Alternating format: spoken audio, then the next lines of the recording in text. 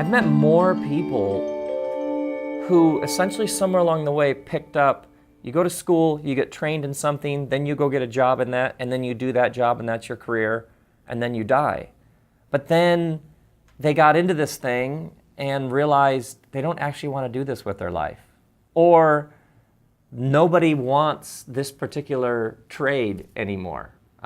You make 8-track players. People aren't buying 8-tracks anymore. There's this weird thing about the market where if you go in with, well, this is a thing that I do, there may be forces beyond you that like no one wants to pay for that anymore. And so over the years, I kept meeting people who had this very single track, this is what I'm supposed to do thing, and then it disappointed them for reasons out of their control, or simply, I got trained to do this thing that I don't like to do.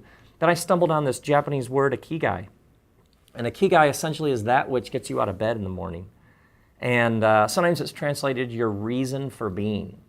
And in Japanese culture, they have this very well thought through idea of Ikigai that you never stop working out your Ikigai, what it is that gets you out of bed in the morning. And so in this season of life, this is what you're doing, but that may change. It may shift. Somebody you love may get sick, and so you need to care for them. You used to do this, and now that industry is sort of dried up, but now you need to go back to school because you need to now go do this. And they had this really interesting idea that when you no longer have something that gets you out of bed in the morning, then you're kind of dead even if you're still alive. And the reason why I find that fascinating is you can be successful, you can have a nice job, you can have a nice house, you can do all the stuff that everybody says, hey, you've made it, and yet wake up in the morning with a profound sense of dread, like, another day. And despair is a spiritual disease. Despair is when you believe that tomorrow will simply be a repeat of today. Despair is when you look ahead into the future and each day is just another version of this. What we really want, no matter how educated, sophisticated, accomplished we are, we want to wake up in the morning with this sense of anticipation, like, look what I get to do today. The great Abraham Joshua Heschel said, I didn't ask for success, I asked for wonder. And I love that, because for many of us, we were trained for success. We were trained, here's how you work hard and multitask and network and get stuff done and climb the ladder. What we weren't taught oftentimes was to ask, is this ladder even leaned up against the right building? Which is a different set of questions. It's like it exerts a different set of muscles. It's one thing to be successful. It's another thing to wake up and think, check out what I get to do today. How great is this? It's as if success asks this question, what more can I get? And then there's this other question, very different, that comes out of Ikigai, understanding your life as a craft that you're endlessly sort of working out. There's another question, which is, can you believe I get to do this?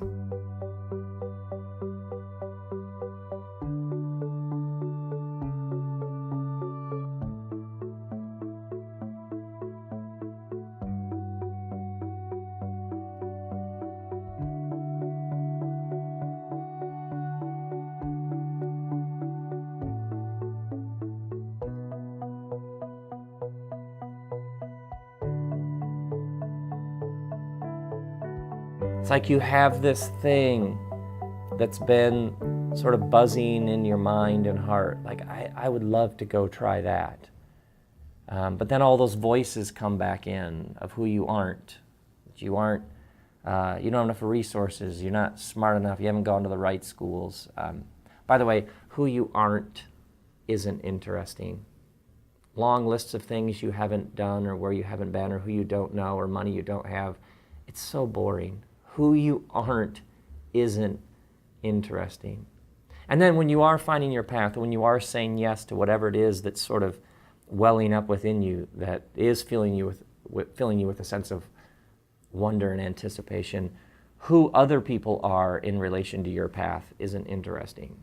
Because often what happens is we think, oh, I would do that, but so-and-so's smarter, and so-and-so's faster, and so-and-so has more endurance and can work harder, and so-and-so always gets...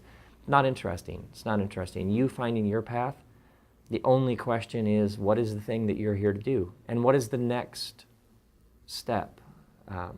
And fear often raises its voice, and fear lists all the ways it can go wrong.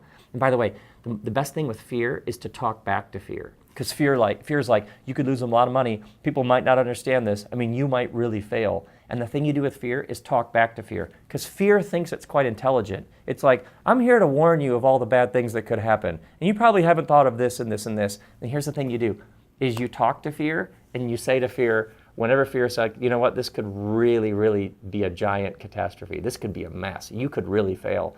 What you say to fear is you say to fear, I know. And then you smile. I know. I know. Because fear has no idea what to do with that. I'm aware of all that. Life is difficult enough. You might as well be doing something that fills you with life. It's going to beat you up enough. You might as well be getting up in the morning with some sense of, I'm headed somewhere. I'm a step closer to being my true self today. And you know you're making progress when all those voices come and say, who are you to do this? Who do you think you are? You know you're making progress when you start talking back to those voices, and you have an even better question, which is, who am I not to do this? There will always be somebody smarter. There will always be somebody who knows more people. There will always be somebody who's traveled to more places and got better grades in school and has more money. There will always be somebody better. But you can say, but who am I not to do this? And that's interesting.